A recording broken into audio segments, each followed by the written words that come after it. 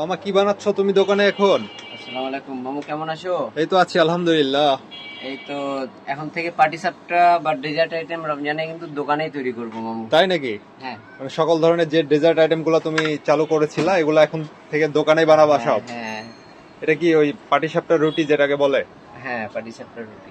ও আচ্ছা আচ্ছা, তাহলে তো ভালোই। এরপরে সবাই ফিলিং বানাবো, তারপরে র্যাপিং সব দেখতে আচ্ছা পাবো। আচ্ছা আচ্ছা, তাহলে তো ভালোই হলো, সবাই টাটকা টাটকা খেতে পারবে ইফতারিতে।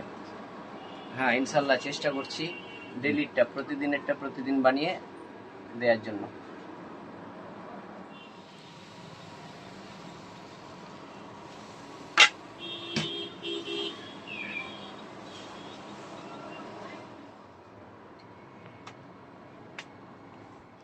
তৈরি হবে পায়েস।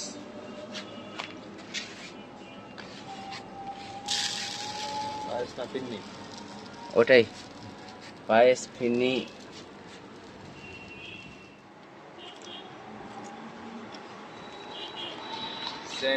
ঘ্রাণগুলো যদি ক্যামেরাবন্দি করা যায়।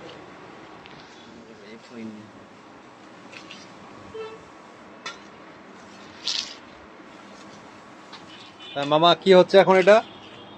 পায়েস, রাইস পায়েস। পুডিং। হ্যাঁ রাইস পুডিং। আচ্ছা ওই যে আগে পাটিসাপটার রুটি বানাইলাম না, হ্যাঁ হ্যাঁ হ্যাঁ। ফিলিং ওইটা দিয়ে দিব ভাবছি। আচ্ছা আচ্ছা, ফিলিং মানে পাটিসাপটার ফিলিং ওইটা দিয়ে হবে। আর আলাদা কাপেও সেল করবো ইনশাআল্লাহ। আচ্ছা আচ্ছা, তাহলে আজকে থেকে ফিরনিও পাওয়া যাবে তোমার দোকানে, ফিরনিও পাওয়া যাবে।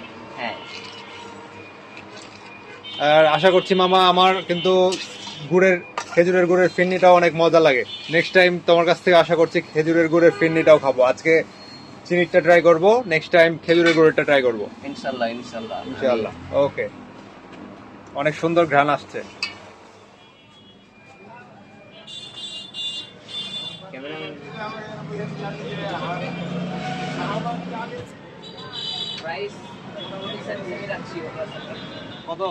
আলহামদুলিল্লাহ অনেক মজা ছিল।